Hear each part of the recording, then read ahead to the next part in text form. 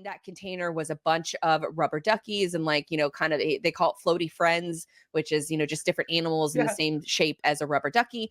So they all spill out into the ocean. They teach us a bunch about ocean currents, things that we never knew, like these duckies are ending up in England and Australia.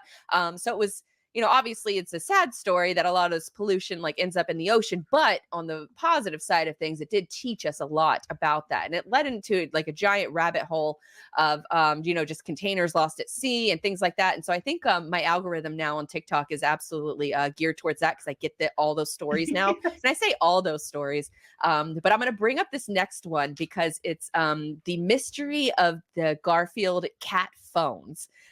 So I don't know if your cat is still around. So hopefully maybe she'll find this interesting. So good.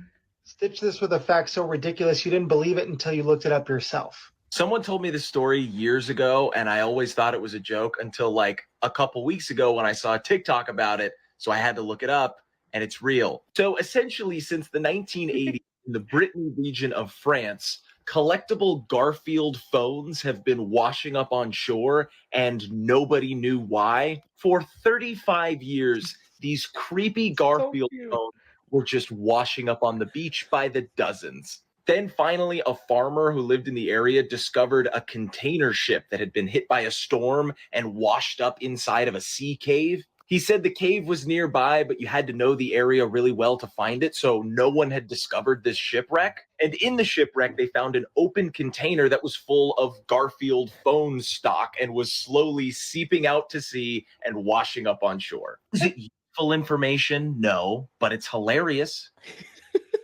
So funny.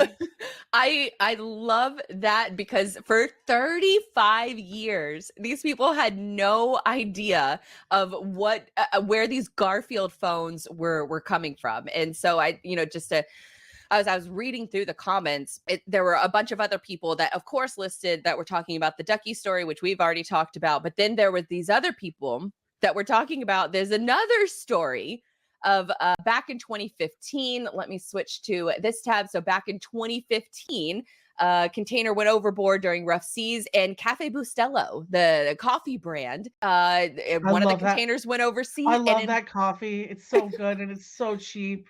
Well, on a Florida beach, or a Florida beach is thousands of cans of tins of Cafe Bustelo is washing up on the beach. And so it was just like this massive thing that, beach goers, they could go and they could essentially like fill up an entire trash can or trash bag of these still sealed.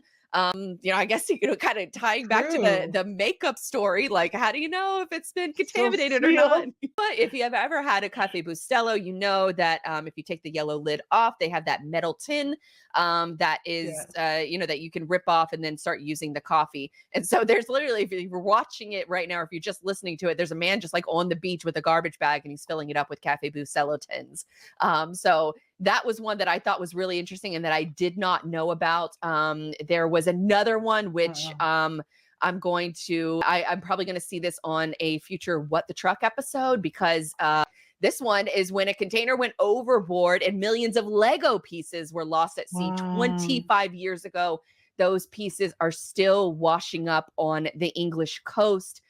So the backstory on this is on February 13th, 1997, a stormy weather caused Tokyo Express container ship to tilt more than 45 degrees, causing 62 containers to go overboard. One of these containers carried 4.8 million pieces of Lego, and more than 23 years later, Lego bricks are still washing up on Cornish coastlines in southwest England. And goes on to say that, according to Delia Webb of the Cornish Plastic Pollution Coalition, that's a alliteration hell, but volunteer beach cleaners are regularly finding Legos to this day, which is a sobering reminder of the enduring nature of plastics in our environment. But basically, 23 years ago, a container goes overboard and people are still finding these things on the beach.